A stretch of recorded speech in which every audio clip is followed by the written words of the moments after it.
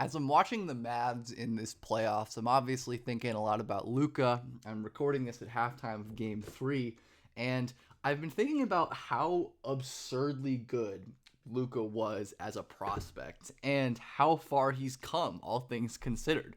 Luka, as people know, I've done lots of old prospect analyses on my channel, and aside from maybe LeBron or like Tim Duncan, and Wemby as well, I'm not sure I've ever watched a prospect better than Luka. And his ability to carve out space on drives with his handle as an 18-year-old in the second best basketball league in the world was absurd. Most young ball handlers pick up their dribble really early, but Luka, he gets cut off, crosses back to the left, step, and look at this little like hard plant. And defenses have to respect this because Luka will plant and go into his step back from this stance too, which we'll get into. And then the touch, obviously, some of the most special floater layup touch you've ever seen from Luka. He is maybe the all-time modern era touch god. And we saw the beginnings of his like strength creation deceleration game. Again, we see him putting his defender kind of in jail, accelerating and using these long, late steps to hit this little leaning floater over the defense. This is what Luka did. His strength was always so evident, even at this age.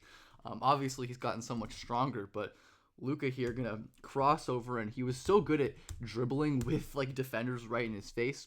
So many young players cannot dribble at all, really, and especially not with defenders reaching right between them, right? Luka doesn't care. He goes between the legs. He fights them off physicality, euros in traffic, lays down for a wide open layup. And these were the kind of insanely easy looks Luka was creating, and this is an absurd play that I vaguely remembered watching at the time, like, or seeing going around at the time. But when I was watching clips back for this video, I'm like, holy shit, Luka. Holy shit, man. This was not very good defense, but man, he could get up a little bit. A lot of people, I think, over-indexed on the quote-unquote athletic concerns, which were just pretty dumb, all things considered. But man, could Luka get up and finish in traffic at some of these times. And his touch, absurd.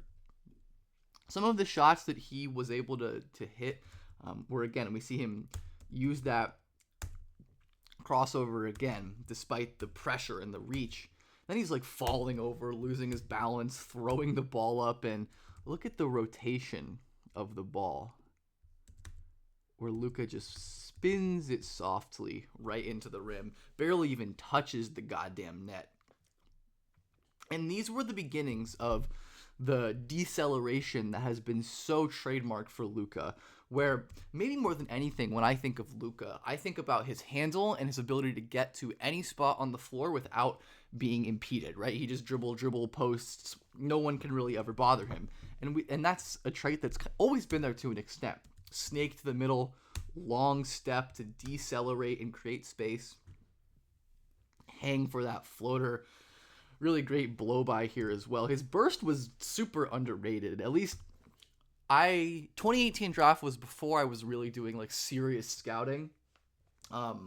But I remember the concerns about his athleticism and his burst. And watching the tape back, it's like I don't know, man. He was getting by defenders without that much trouble, and obviously an amazing laydown passer off of his own live dribble.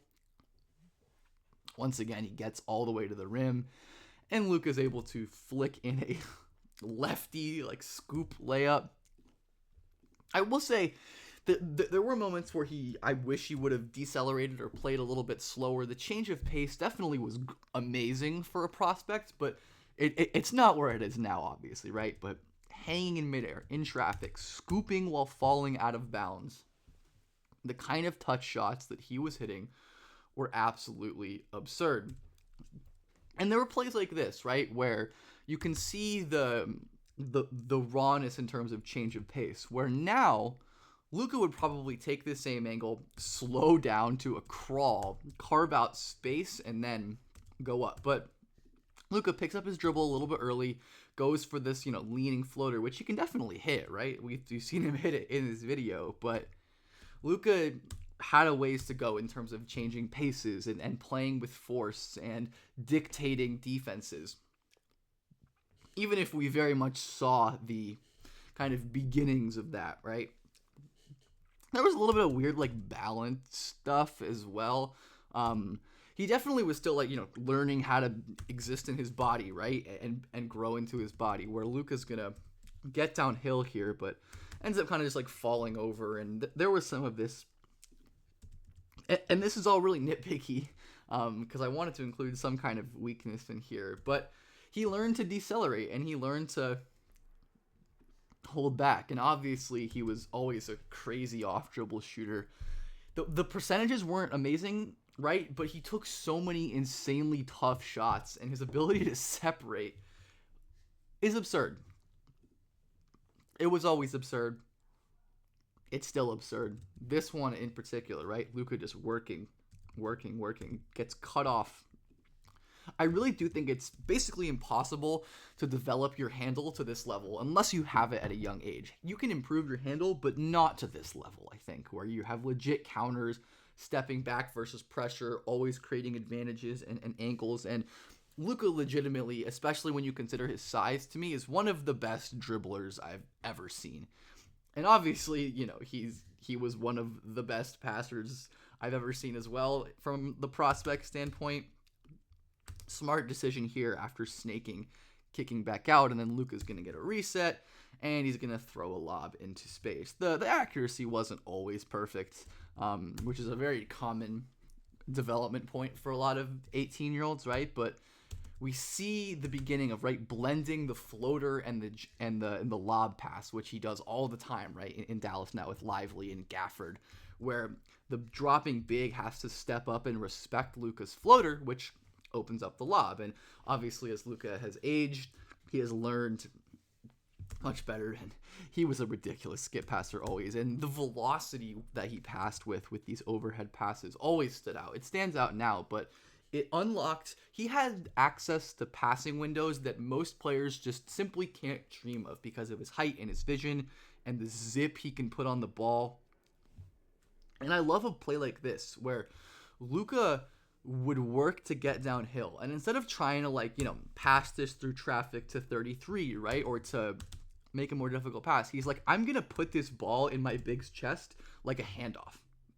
I'm not gonna give him a chance to drop it or for the defense to fumble, because he can keep his dribble, get downhill, play slow, and literally just hand the ball off to his big, which is such an underrated passing technique that I really like, and that Luka was able to show. And this is one of my favorite assists that I watched, just the half Smitty here.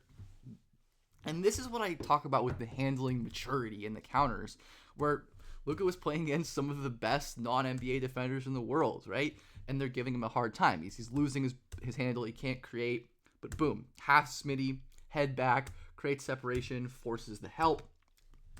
And of course, we got the no look to boot, right? Luka freezes this one pass away defender, gets his man an open look. This is insanely advanced shit for anyone to be doing, let alone a 6'7", 18-year-old in a legit pro league.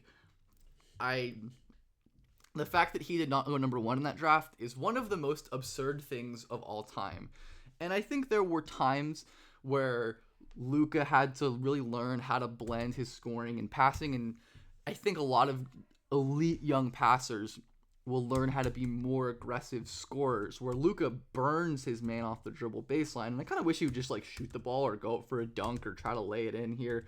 There is kind of a defender, right, sliding, contesting, but I do think Luka probably could have got this one in. But of course, he's always looking to make the extra pass, always looking to hit the open man, always looking to make that feed. And then a play ending on a play like this where Luka initially gets kind of blitzed here, right? So what does he do? He's patient, backs out, moves forward, and drops it in. And this is such a perfect read too, where at the moment Luka's passing this, right? It looks like the corner might be the best read. And Luka looks like this looks like a no-look, right? He's looking at the corner. Luka knows that even though on the freeze frame, it looks like it's not going to be open, Luka ends up hitting the inside man anyways, right? Because he recognizes the momentum of the defender is carrying him away. It's really special playmaking. And I'm lying. This is the last passing clip I have. Just the overhead zip, right? Where these simple plays become even better because of the velocity he can put on the ball. And we're looking at some of the plays in this playoff series, right? We can see Luka has developed the slow play game where he's just kind of waiting, dribbling to his spot, right? He's going to spin off. Doesn't matter how tight the defense is playing him. He's just going to wait until he gets to the place that he likes, and he's going to put up a shot. And because of his unbelievable strength and touch, he can basically make and get any shot he wants here, right? This time, patiently snaking towards the middle here. Luka uses the lively screen, sees J. Will playing high at the level, so he's going to move to the left side of the court, bank it a little floater. This has been the progression for Luka, the big progression, right? Getting so much stronger, weaponizing his touch and his handle even more, where great defender and Terrence Mann pressuring the hell out of him at half court. Luka's like, I don't care. Throw him away with his leverage and his off arm, keep him on his hip, go up for a little floater. This is the stuff that has made Luka Doncic so special, and this was all foreseeable as a prospect. And this isn't like a full in-depth analysis of his game or anything, but he was a really special prospect. And it is absurd to me that he did not go number one in that class. But Luka was elite at things that very few prospects are elite at, right? He had the handle, he had the feel, he had the touch, he had just the general patience and understanding of how to read the floor and how to manipulate defenders. And he really is one of the most iconic players of this generation, and I'm so excited to keep watching him in the playoffs and see what this Mavs team can do, which might be the best Mavs team around him yet. So let's keep watching.